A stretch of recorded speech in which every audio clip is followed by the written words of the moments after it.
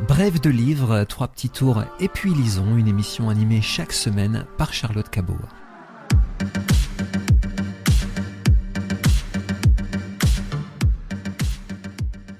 Brève de livres, bonjour. Vous parle aujourd'hui de Candide, le conte philosophique de Voltaire. Alors, eh bien écoutez, on repart quelques siècles en arrière. Nous sommes au XVIIIe siècle, le siècle des Lumières. Nous sommes en 1759, 30 ans avant la Révolution.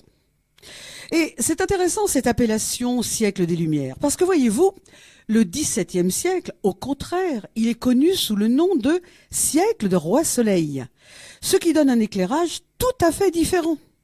D'un côté, vous avez une source unique de lumière, celle d'un roi absolu, incarnation de Dieu sur terre. Une lumière, bien entendu, sans aucune nuance. Vous voyez un petit peu à la manière du plafonnier que vous avez dans votre salon, une lumière qui éblouit plus qu'elle n'éclaire, qui brûle plus qu'elle ne réchauffe. Et de l'autre, vous avez le siècle des Lumières. Et les lumières, c'est comme les éclairages indirects de votre salon. Ils éclairent le monde de façon beaucoup plus subtile, de façon beaucoup plus rayonnante, de façon beaucoup plus juste. Et c'est dans ce contexte que va s'inscrire Voltaire, philosophe d'un siècle, qui secoue les bases de la monarchie absolue et va donner voix à la Révolution. Alors, Montesquieu s'en est pris au négrier, vous le savez, avec son magnifique texte de l'esclavage des nègres. Diderot et d'Alembert se lancent dans un projet fou. Je vous entends pas là, quel projet? L'encyclopédie, bravo! Et Rousseau va jeter les bases d'un nouveau rapport à la nature. Bref, ce siècle secoue toutes les torpeurs. Nous sommes dans un milkshake géant. Vous ne le saviez pas. Et voilà que surgit Candide. Alors Candide, c'est le petit naïf qui va donner du fil à retordre au vieux monde. Qui est-il? Un innocent qui n'a jamais rien vu, comme le dit l'étymologie de son nom. Je pense que vous savez que candidus en latin veut dire blanc et que blanc, c'est vite passé dans le domaine moral à naïf. Une page blanche, donc, ce Candide, sur laquelle vont se graver toutes les tribulations qu'il va connaître dans le meilleur des mondes. Le meilleur des mondes? Ben justement, c'est le rêve éveillé de Leibniz, qui croit dur comme fer à une harmonie préétablie, à un Dieu parfait qui aurait créé le monde le plus parfait possible, où le mal existe, certes, mais avec une raison d'être qui le légitime.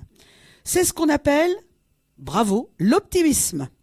Alors pour Voltaire, eh bien, c'est la porte ouverte au fatalisme, auquel il va vouloir opposer une vision lucide du monde et une confiance en l'homme qui peut bien prendre en main sa destinée.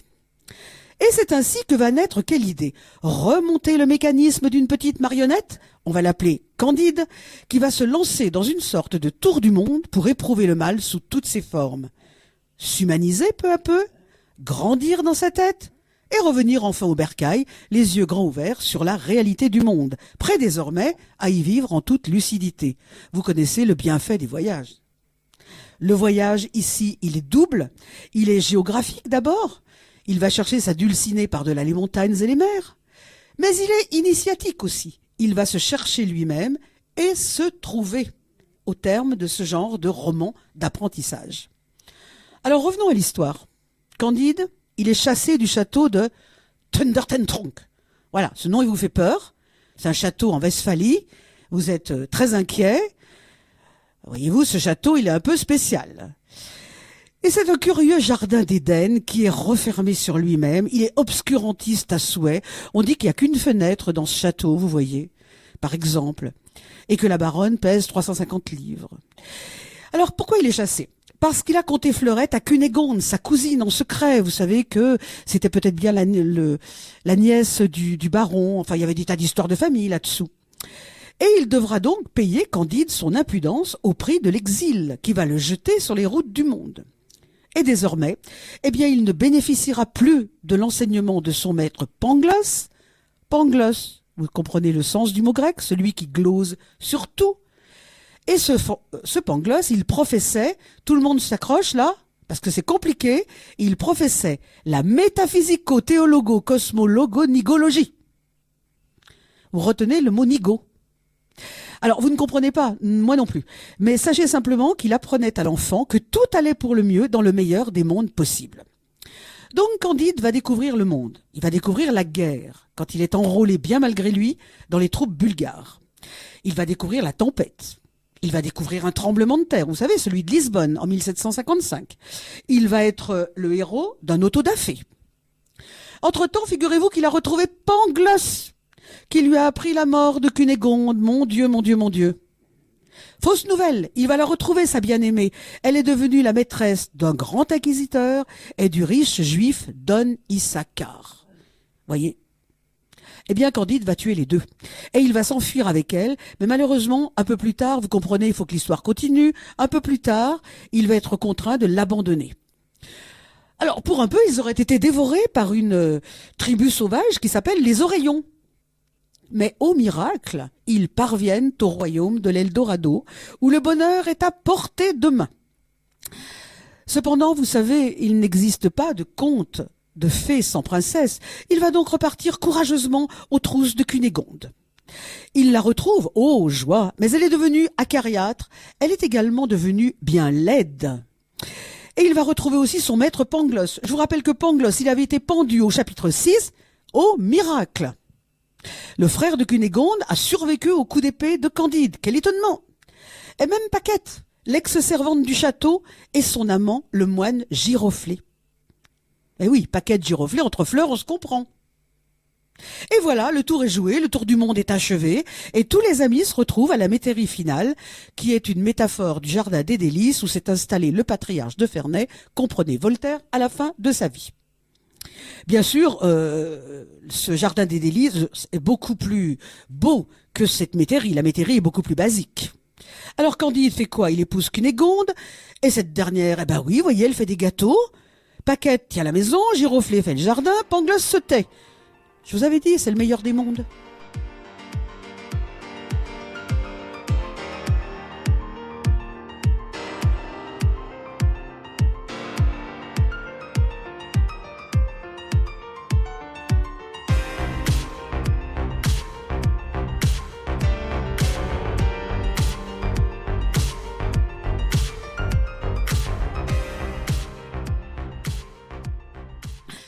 Eh bien, réfléchissons un peu. Voltaire a voulu, avec Candide, continuer à transmettre les idées des Lumières, car vous savez qu'il y a eu un coup d'arrêt porté à l'encyclopédie par le retrait du privilège royal et la condamnation du Parlement.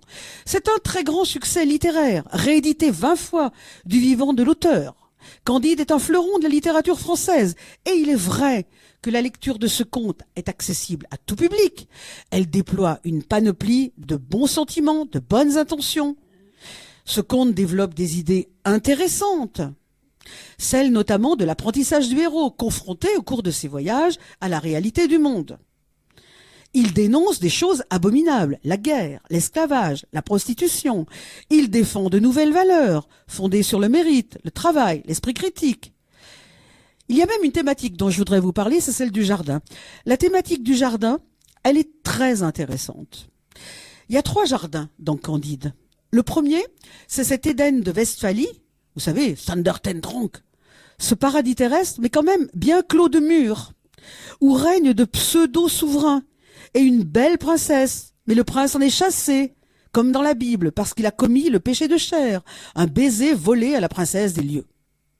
Le second jardin, c'est celui de l'Eldorado, où règne un prince éclairé, où les rues sont pavées de diamants.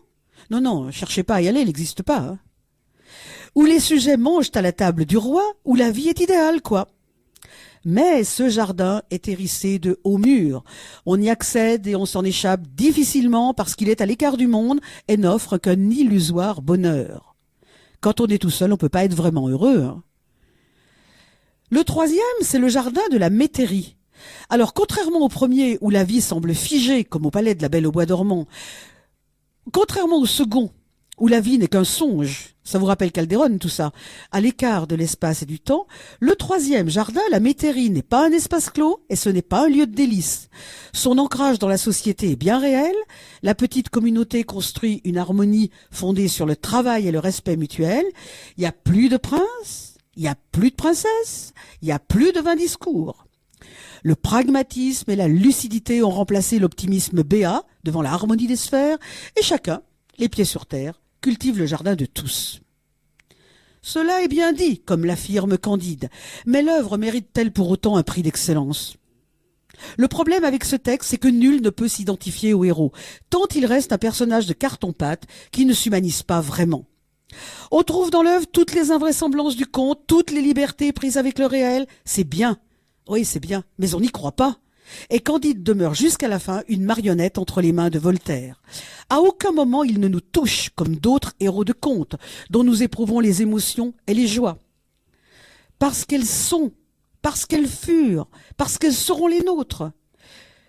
La petite fille aux allumettes, évidemment, tout le monde la connaît, cette petite fille aux allumettes d'Andersen. Elle n'a pas pris une ride, parce qu'on la croise encore dans les misères de ce monde. Mais le personnage de Candide, qui mêle simultanément toutes les facettes de l'esprit et du comportement humain, y finit par n'être plus qu'une enveloppe où l'on fourre tout en vrac, davantage démonstration ambulante que héros. Par ailleurs, le monde apparaît davantage comme une fresque, comme un décor fixe, dépourvu d'épaisseur et de vie. On en reste au niveau de la caricature, renforcé d'ailleurs par ce jeu sur l'onomastique, dont l'évidence n'a pas de force persuasive. Un article de l'encyclopédie, un texte de Montesquieu ou de Rousseau donne plus à réfléchir qu'un porte-parole d'idées poussé sur le théâtre du monde. À la manière d'une campagne publicitaire, Candide brandit des étendards qui ressemblent davantage à une propagande des Lumières qu'à un engagement dense et volontaire dans un monde qui change à vive allure. Je vous dirais, pour terminer, que Voltaire a manqué sérieusement de bonté à l'endroit de Jean-Jacques Rousseau, qui était quand même le penseur émérite de ce siècle, sans être, n'écoutez pas jeunes gens, parce que ça c'est ennuyeux, il était devenu le penseur de ce siècle sans être jamais allé à l'école. Voltaire a appelé à brûler ses livres en place de Genève, et pourtant, les errances de Rousseau en disent beaucoup plus sur l'âme humaine que les gesticulations de Candide, car le vrai révolutionnaire, c'est Rousseau. C'est vraiment pas le patriarche de Ferney qui est retiré dans une propriété à la frontière suisse qui rappelle beaucoup plus qu'il ne faudrait l'Eldorado de Candide, alors que les Charmettes, au nord de Chambéry, lieu de séjour de Rousseau, ressemblent davantage à cette métairie où l'on tente de vivre en harmonie. C'est bien étrange, non ? Voltaire vit dans un Eldorado qui n'est plus fictif, où Candide avait refusé de séjourner plus longtemps, alors que Rousseau cultive son potager. Il faut cultiver notre jardin. Il cultive son potager des Charmettes à la manière de Candide, qui cette fois serait incarné vraiment. C'est peut-être pourquoi l'on dit qu'avec Voltaire, c'est un monde qui finit, avec Rousseau, c'est un monde qui commence. La prochaine fois, nous parlerons d'Électre. Au revoir.